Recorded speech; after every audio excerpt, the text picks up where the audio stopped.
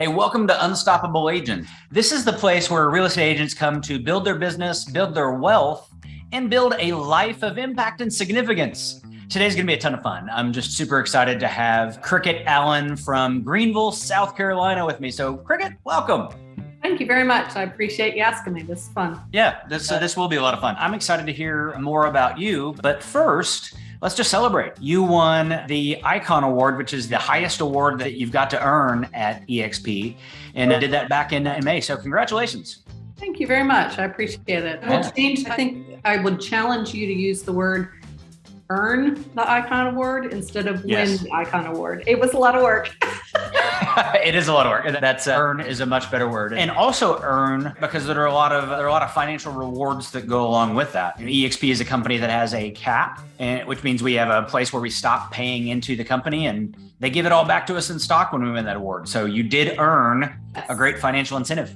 Yes. It was the last place that I hung my license for about the same production. I got a statue about 8 inches tall and a pat on the back and congratulations. And with EXP, I got my cap back in the form of stock, and that's awesome. That is brilliant. That's terrific. I'll give you that plus a high five. That's great.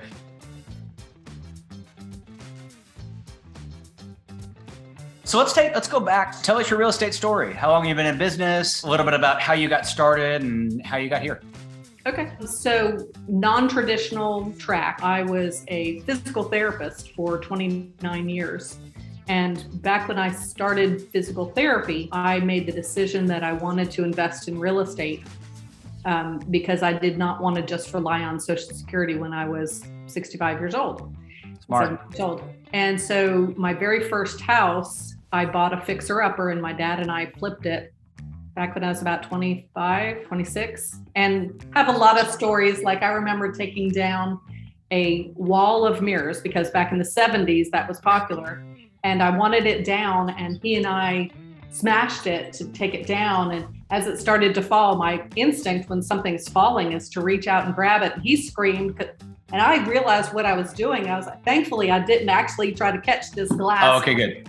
But it was just crazy things like that. And getting underneath a house that the joists are on your back and you're commando crawling. I mean, just stories like that, and just making memories with my dad. It was fun to renovate a house. And I made a really good profit on it.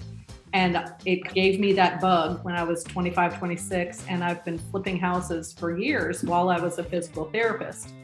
And in 2017, we got totally out of debt. We were using the Dave Ramsey plan, and I was very burned out at my job as a physical therapist working with pet injury clients. And I decided I wanted to do something different. I didn't want to continue being a physical therapist. And I knew real estate because I'd flipped about 30, 35 houses. And I was like, what if I do that? And I've just jumped in with both feet and learned how to do it. And I think that my years of renovating houses helped buyers as well as sellers throughout this past 4 years.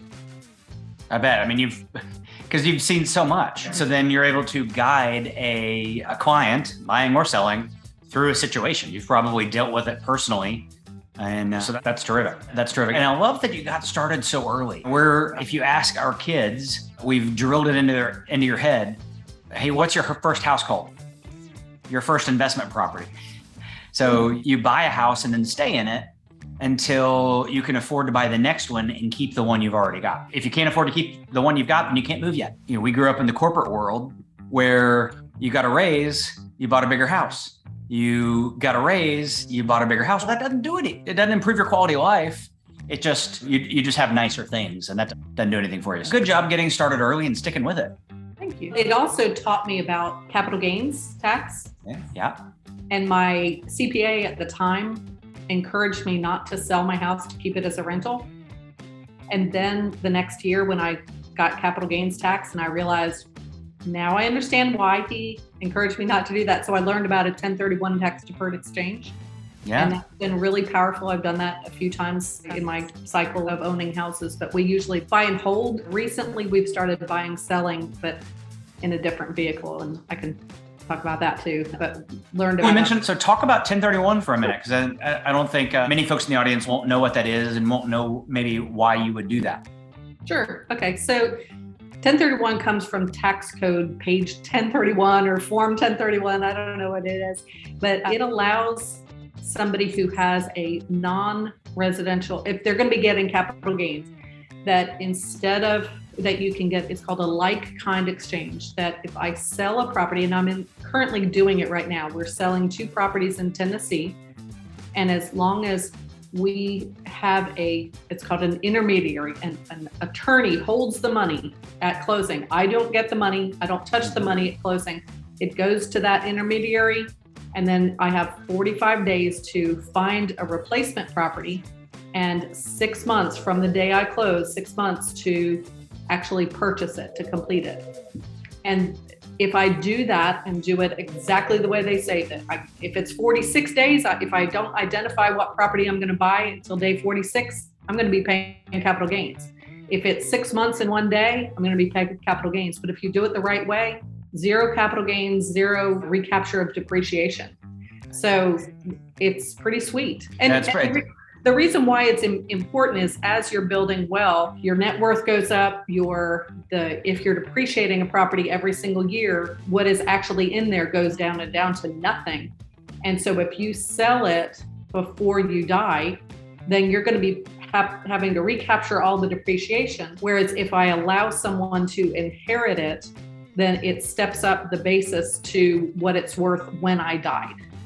So we just use this as a way of estate planning, that we're just going to keep on rolling the properties into better properties, or instead of having 6 really rough houses, I'd rather have 3 nicer houses. Yeah, and it's a lot like the same as cash. If you go to Best Buy and you get 24 months same as cash, hey, it may be a good deal as long as you pay it off within 24 months, but if you have a late payment, or if you go even a day late at the end, then you're getting dinged for the whole thing. So it's a little bit like the government's same as cash plan. But 1031 is super interesting for investors, because you could do well on an investment and then you can cash it in. And it's also a way to accelerate leverage. Right. So if you have an investment, you have a note on it, and you earn that, get some gains. And if you can move that forward in the second one, a lot of people, I think you mentioned you're doing that for commercial property. People do that move from single family to multifamily by basically exchanging multiple single family properties for apartment complexes and larger things. So that's a smart strategy. Right. And there's another strategy that I learned it's called a self-directed IRA. We took my 401k from my physical therapy and we paid taxes on it. So it converted to Roth. And then we took that Roth and went into a self-directed IRA. So we own houses that are in a Roth IRA, and we flip houses with that money. And that gain is totally tax-free as long as that money stays in that self-directed IRA. And that's a game changer. When you can flip a house and not pay capital gains, short-term capital gains is a killer. So Anybody, if you have any questions about it, you talk to somebody about self-directed IRA, it's worthwhile. Brilliant. And I had in a prior life, I had a corporate career. And I did something similar, enrolled my 401k into self-directed funds, and now own a number of properties in that. So it's a brilliant tax-free strategy. Cool. Brilliant. So let's go back to your real estate career. So it sounds like you got started in 2017. Is that right? Yes, sir. Okay. Awesome.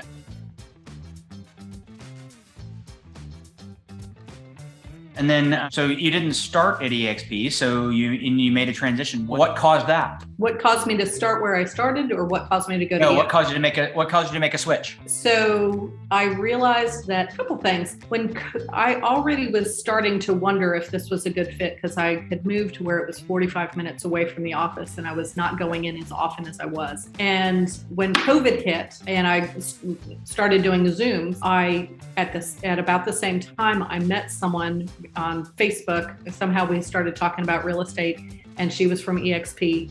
And so she picked up the phone and called me and talked to me. And when I realized that I could still meet with clients, but using Zoom, I could share paperwork through Zoom instead of across a desk. I didn't have to drive 45 minutes to and from an office that I wasn't able to go to because it was closed because of COVID.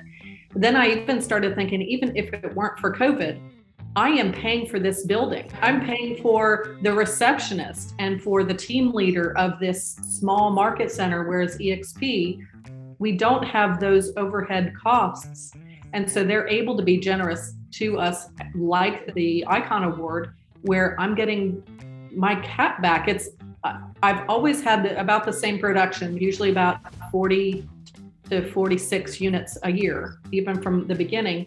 And at the other place that I was getting, I got a trophy and a pat on the back. And at EXP, I get $16,000 of stock. And I'm like, okay, it made me actually, I say, throw up in my mouth when I realized how much if I had gotten the Icon Award for the full 3 years that I was at the other place before I got this Icon Award, it was worth $500,000 because stock goes up and down. It's not just $16,000, it's $16,000 worth of stock, and it significantly changes values. It just made me go, I'm done. Where do I sign? It was a very easy transition for me. So I love the way this conversation has gone and the kind of the flow of it, because clearly you're an investment-minded person, right? So you've got a strong business head on your shoulders. You're somebody that understands the value of assets and appreciation. So once you saw EXP's model, you understood the difference in the investment value that was being put in front of you. That's great. Yeah, it's pretty great. So let's talk about your, go ahead. Sorry. I was going to say, and my fear was because I had been in the last place that I was at, everybody's like great education. And what I'm realizing is that with EXP, I get great education. It's just consumed instead of in person. I'm getting people who are really high quality teachers to pour into me digitally. Yeah. I'm okay with it not being that in person. Anyway, sorry, I just wanted to make sure that I touched on that. So education. No, that's great. There's more than 60 hours a week of live training. So that's not the recorded classes. That's not 60 hours a week of live stuff taught by great people all across the country. So that's terrific.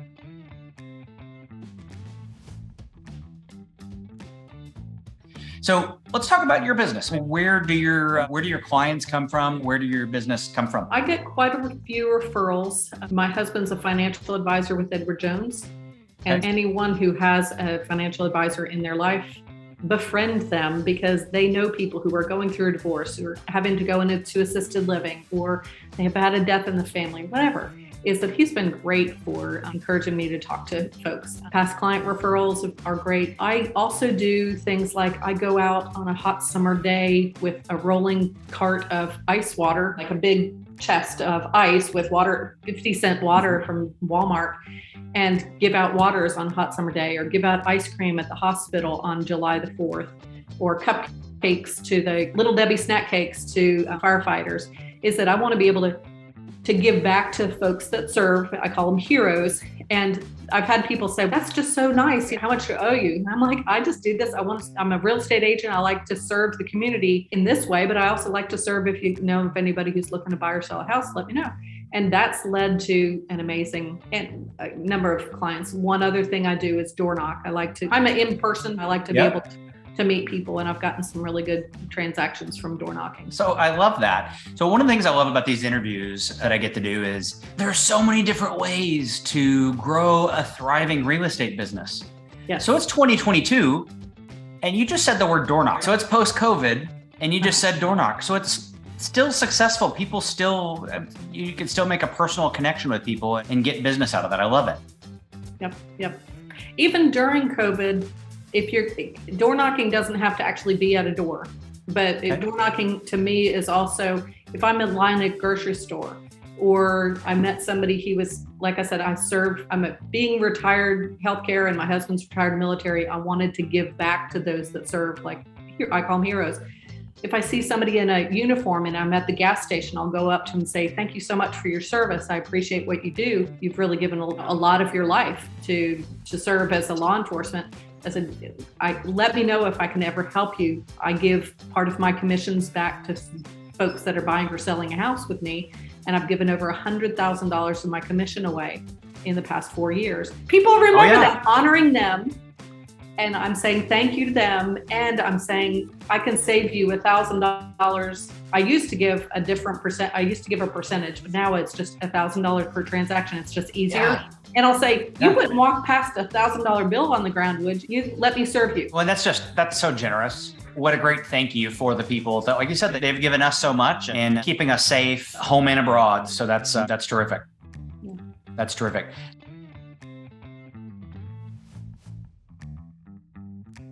Are you a systems person? So it sounds like you've probably got a pretty good sized database or sphere of influence there. Are you a systems person in terms of staying in touch? No, I am Okay. not. I am a squirrel. I have great intentions. And just this past few months, I was 2 doors down from one of my first transactions, and they sold with somebody else, not with me, when it came time to sell 4 years later. And I know this sounds weird. By nature, I'm a little shy. And when I was growing up, I never felt like I was liked. I wasn't a popular kid. I was a nerd. And so during a transaction, I'm really good about keeping in touch with somebody. But because I have a reason to call you. Yeah. But after the transaction, there's this, well, what am I going to talk about? I don't know what I'm going to talk about. And so I've made the decision, because I lost this big sale because I didn't keep in contact with this person. If I had just kept in contact for every couple of months, do you think they would have gone with somebody else? Probably not. But I realize I do a great job when I'm in a transaction, but I need to keep that friendship going, and that they do want to hear from me. And even if I don't know what to say, I just need to show up and just say, hey, but I'm just not very good at systematizing. Haven't been, but that's a goal. So that's so good. So what I love about that, for all you guys that are watching, Cricket, you're a top producer. And so you sell a ton of homes. You're earning awards, and not perfect. None of us are. I think a lot of times people look at top producers like, oh, they've got it all together. No, not really. And sometimes we get so much in our head, like, oh, they don't want to hear from us. Really? They don't want to know that it was more than a transaction, and that we care, and that we just want to check in. Hey, how's the house? Is it going great? Hey, do you need a plumber? You ever have your HVAC service? Do you need a recommendation for air conditioning? People, whatever. And just total check in, how's their family sort of thing. And you can really make a difference for folks. I think that's, it's easier said than done, but that makes all the sense in the world for our business. Yeah, thanks for beating me up even more. You make it sound so easy. It's true that by my not keeping up with them, made it look like all I wanted was that commission. And that wasn't the intent. It was because I'm feeling they don't want to talk to me. It's the stupidest thing. It's my inner cynic. I call him Mick. Somebody named him for me. And it's true that we lie to ourselves, because they do. Every time I do pick up the phone and talk to a past client, they're happy to hear from me. They really are. We're in our own head. We're in our own head. Yeah. I think the same thing, and I've learned this lesson so often on social media. You go to lab coat agents, or you go to some of these places, you'll see people that are frustrated because somebody in their sphere used somebody else. And agents often will put it on the other person. And I can't believe they did that, or I can't believe they did this. And the reality was, we'll all be a lot happier if we realized that was our fault. Mm-hmm. If we had added enough value, if we had been closer to them, if we had poured into them and loved on them better, then nobody thinks, hey, you know what? I'd like to hurt Cricket's feelings today. I think, you know what? That's the thing I would most like to do. No, right? You're a wonderful person. Nobody thinks that. But if somebody else is closer to them, I had a conversation with a client like that today. I'm like, wow, I hosed that up. Awesome. So I just owned it. I apologized to them, and they were great. And we continue to have a great relationship. So maybe next time we'll work that out. That's terrific encouragement for me, and I appreciate your vulnerability and sharing it. I've loved this conversation. I appreciate you so much. Anything that you'd like to wrap up with, or anything you'd like to share in closing? I think the biggest thing is to not get discouraged with, I know the market's shifting, and we have to just keep on filling our funnel, keep on talking to people, and probably even more so now because the market's shifting, that you can't change the results of you can't change the interest rates, you can't change what agent somebody's going to choose. You can't change if somebody's going to lose out on a house with multiple offers. The only thing you really can change is how many people are you talking to every single day. Yes. And when I intentionally track how many people have I had a two-way conversation, when I'm tracking it, I always have a swell of business. And when I get busy and I'm not paying attention to it, it's amazing how few phone calls you can do in a week. And So it's just something that just by the simple effort of writing down a number every single day and reporting it to somebody else or reporting it on a number on a chalkboard, a whiteboard, it really makes a big difference. Is tracking makes a big difference of your efforts, which is outbound prospecting, phone calls, or talking to past clients or whatever it is. So. That's so great. It's amazing how few phone calls you can make in a week. That is gold. That is gold. Well, you've been delightful. Thank you for spending some time with us and sharing your wisdom with the audience. Thank you. It's been fun. It's been fun. Have a great day. You too.